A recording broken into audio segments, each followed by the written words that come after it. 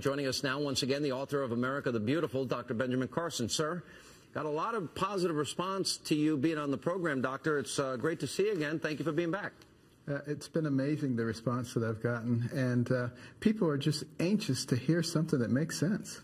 You know, you addressed in that prayer breakfast, you know, we now have $16 trillion in debt. We're trying to cut, this year would be a $44 billion cut of $3.78 trillion. And the president is scaring the living daylights out of the country. What are your thoughts? Well, I think it's pretty amazing that anybody would actually buy that. And I'm hoping that we can bring the educational level of the populace up to a point where they know a little bit about math and they recognize that that's such a small percentage. And of course, it's not going to change anything.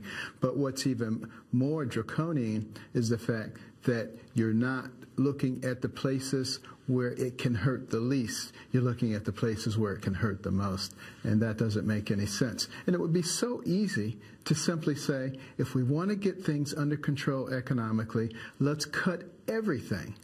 And let's do it proportionately. There we come back to that word again. That way, you don't have the left, you know, protecting their little goodies, and you don't have the right protecting their little goodies. Everybody gets cut equally, but you leave the directors of the departments the discretion to cut because they know where the fat is.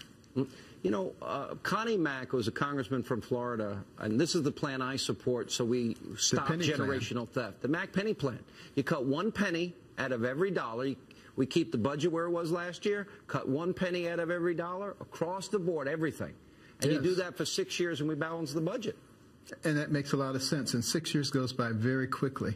Yeah. But that because it makes so much sense, that's why it's not being paid attention to. That's sad. You know, what do you think, though? I mean, everything was thrown on the table this week. I mean, I'll go through the list. You've heard it. Meat cleaver approach, military readiness, early education, energy, medical, border patrol, FBI, criminals. The president said this week that you want to cut poor kids or do you want to cut from disabled kids? And I think it's unfair that he's using this as almost like a weapon. Yes. And yet he doesn't deal with the fact that we're breaking open these kids' piggy banks. Does that bother you as much as it does me? Well, the demagoguery is almost laughable if it weren't so tragic.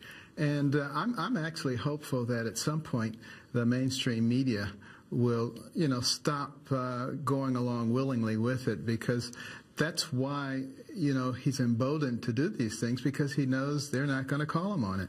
But, you know, some of the recent revelations with Bob Woodward and some others may give him pause. What did you think of the Bob Woodward issue this week? And it wasn't just Bob. There were a number of other people that came out and said, yeah, I kind of got intimidated too. Well, it didn't surprise me because, you know, I've seen some things behind the scenes myself.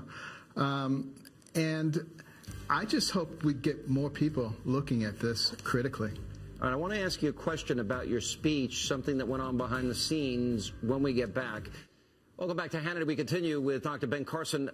So you give this speech before the president was in the room, National Prayer Breakfast. It gets all this publicity.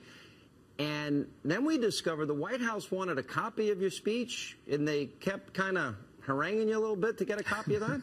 What happened? Well, that happened the last time that I was going to speak also. And, you know, I just simply told them that, you know, I don't have a copy of the speech because, you know, I don't speak from a script. You know, I don't use a teleprompter. You know, I'm a spontaneous speaker. And, you know, before I went to that prayer breakfast, I wasn't 100% sure what I was going to say. Yeah, so the extemporaneous, and you tell your story. Did you sense in any way that they were afraid because they knew maybe where you might be going and you didn't fully, completely agree with the president? Did you sense that they were trying to tell you, hey, the president's here, don't say anything that might offend them? It was more than an implication. I actually was asked to not offend the president. And I don't think the president should have been offended if the things that I was saying didn't necessarily apply to him. You know, if the shoe fits, wear it, and then be offended. But if it doesn't fit, then you have nothing to be offended about.